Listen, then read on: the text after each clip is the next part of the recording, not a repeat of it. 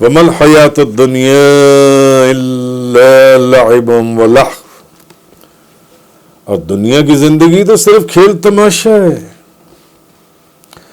وَلَلدَّارُ الْآخِرَةُ خَيْرٌ لِّلَّذِينَ يَتَّقُونَ، اور بے شک آخرت کا گھر متقین کے لیے بہت اچھا ہے. دنیا کی زندگی تو صرف کھیل اور تماشا ہے. صرف آخرت کا گھر متقین، اللہ سے ڈرنے والے متقین کے لیے بہت اچھا ہے. افلا تعقلون، کیا تم عقل سے کام نہیں لیتے؟ اصل میں بچے اور نادان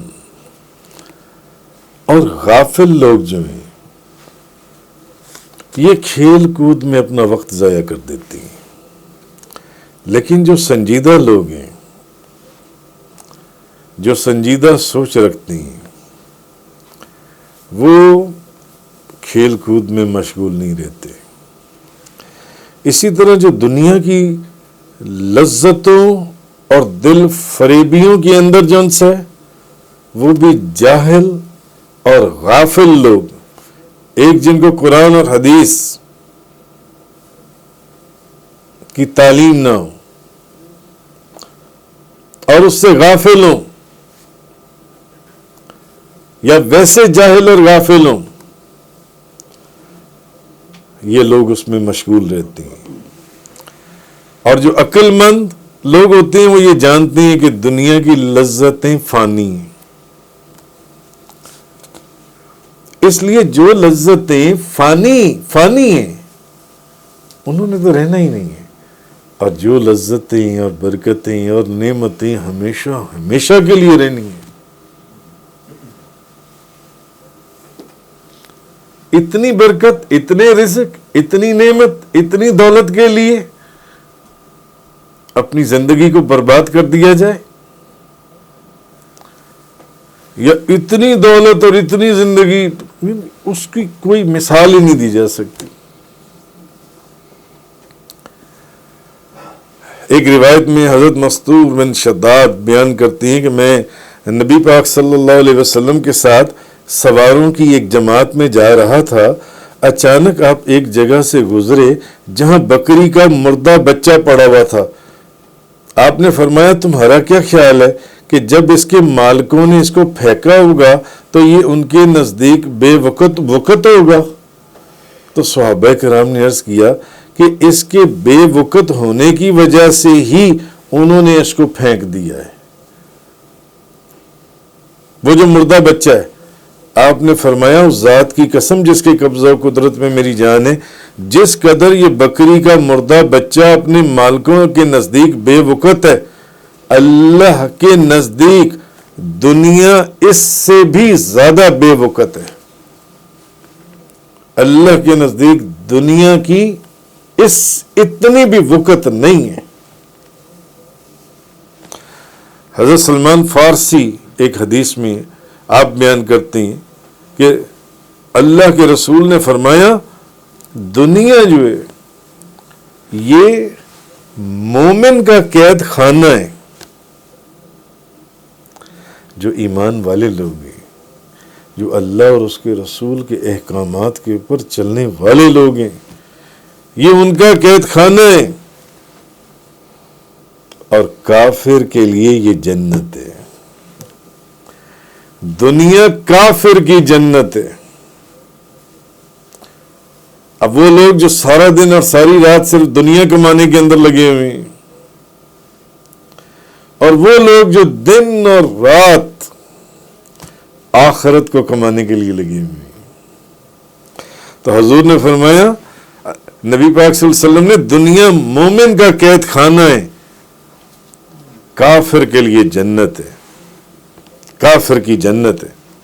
اور ایک روایت میں آتا ہے کہ نبی کریم صلی اللہ علیہ وسلم نے فرمایا دنیا ملعونہ ہے، اور جو کچھ دنیا میں بھی ہے وہ بھی ملعون ہے، ماں سوائے اس کے جو اللہ کے لیے ہو، ماں سوائے اس کے جو اللہ کے لیے ہو. حضرت زید بن ثابت بیان کرتے ہیں کہ اللہ کے رسول نے فرمایا جس شخص کا مقصد دنیا ہو اللہ اس کے حالات دگرگوں کر دیتا ہے. جس کا مقصد دنیا ہو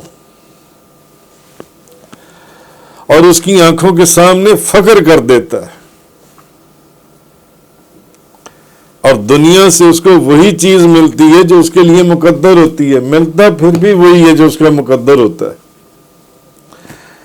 اور جو دنیا حضور نے فرمایا کہ جس کا مقصد دنیا ہو اللہ اس کے حالات کو دگرگوں کر دیتا ہے. اور جس شخص کی نیت آخرت ہوتی ہے اللہ اس کے حالات کو مجتمع جمع کر دیتا ہے اور اس کا حال اس کا دل بے پرواہ کر دیتا ہے. مستغنی دولت یعنی بے پرواہ ہو جاتا ہے وہ بندہ. اور دنیا یہ وہ شخص ہے جس کی نیت آخرت کی ہوتی ہے, جو اپنی زندگی کا ہر قدم اور ہر سانس اللہ اور اس کے رسول کے لیے وقف کر دیتے ہیں. یہ وہ لوگ ہیں, نبی کریم صلی اللہ علیہ وسلم فرماتے ہیں دنیا ان کے پیچھے پیچھے ذلیل ہو کر آتی ہے. دنیا ان کے پیچھے پیچھے ذلیل ہو کر آتی ہے. جو دنیا کے پیچھے بھاگتا ہے دنیا اس کے ہاتھ نہیں آتی بلکہ اس کے حالات کو خراب کر دیتی ہے. جو اپنے ہر قدم, اپنے ہر سانس, اپنی سوچ, اپنا اٹھنا بیٹھنا اللہ اور اس کے رسول کے لیے مخصوص کر دے, نبی کریم صلی اللہ علیہ وسلم فرمانے دنیا ذلیل ہو کر اس کے پیچھے پیچھے آتی ہے. دنیا اس کے پاس ذلیل ہو کر آتی ہے. حدیث میں ایک اور حدیث میں حضرت سہل بن سعد بیان کرتے ہیں, ترمذی شریف, نبی کریم صلی اللہ علیہ وسلم نے فرمایا اگر اللہ کے نزدیک دنیا کی وقت مچھر کے پر کے برابر بھی ہوتی, اگر دنیا کی وقت اللہ کے نزدیک مچھر کے ایک پر کے برابر بھی ہوتی تو اللہ تعالیٰ کافر کو اس سے ایک گھونٹ بھی نہ پینے دیتا, ایک گھونٹ بھی نہ پلاتا, مگر اسی لیے پینے دے رہے, پیو. اس کے لیے دنیا کی کوئی وقت نہیں ہے, مچھر کے پر کے برابر بھی. تو دنیا کے مال کو انسان, اب سوچنے کی بات یہ ہے تو پھر کیا دنیا کو اگر کمانا ہے تو اللہ اور اس کے رسول کے لیے, اور اللہ اور اس کے رسول کے اوپر لگانا ہے, ان کے راستے کے اوپر لگانا ہے, ان کے دین کے لیے لگانا ہے.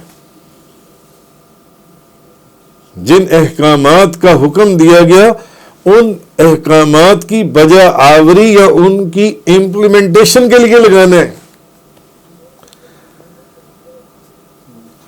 تو دنیا کے مال کو انسان اگر عیش و عشرت اور ناجائز خواہشات کو پورا کرنے میں صرف کرے تو پھر دنیا اور دنیا کا مال پھر تو وہ بہت ہی برا ہے, اس کی مذمت کی جائے گی.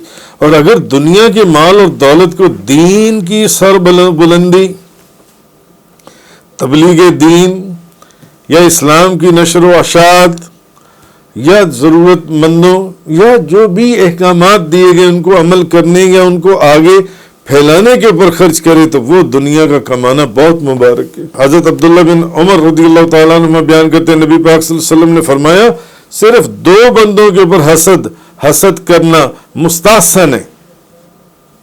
صرف دو شخصوں پر حسد, یا حسد سے مراد رشک, حسد کرنا. ایک وہ شخص جس کو اللہ نے قرآن دیا ہو, ایک وہ شخص اس کی دنیا کے اوپر, نبی پاک صلی اللہ علیہ وسلم نے فرمایا اس شخص کے اوپر کوئی بندہ حسد کرے یا رشک کرنا مستحسن ہے. ایک وہ شخص جس کو اللہ نے قرآن دیا ہو اور وہ دن رات قرآن کے ساتھ قیام کرتا ہو, قرآن پڑھتا ہو, قرآن پڑھاتا ہو, قرآن سنتا ہو, قرآن سناتا ہو, قرآن کی خدمت کرتا ہو اللہ اور اس کے رسول کے دین کی خاطر. اور دوسرا وہ شخص جس کو اللہ نے مال دیا ہو اور وہ دن رات اس مال کو نیکی میں خرچ کرتا ہو. دنیا کا اگر مال کمایا ہے تو اس میں جو شخص اس کو صرف اللہ اور اس کے رسول کے لیے خرچ کر رہا ہے تو پھر اس شخص کے اوپر بھی رشک کیا جانا چاہیے کہ مال اگر اللہ اور اس کے رسول کے راستے میں خرچ کیا جا رہا ہے تو پھر وہ درجات کو کہاں سے کہاں لے جاتا ہے. دنیا کی دولت اللہ اور اس کے رسول کے راستے میں خرچ کی جائے، بس دنیا کی تو کوئی وقت ہی نہیں ہے. اگر مچھر کے ایک پر کے برابر بھی وقت ہوتی تو اللہ تعالیٰ کافر کو ایک گھونٹ پانی بھی نہ پلاتا، ایک گھونٹ پانی. حضرت انس بن مالک بیان کرتے ہیں کہ حضرت ابو طلحہ مدینہ کے انصار میں سب سے زیادہ مالدار تھے.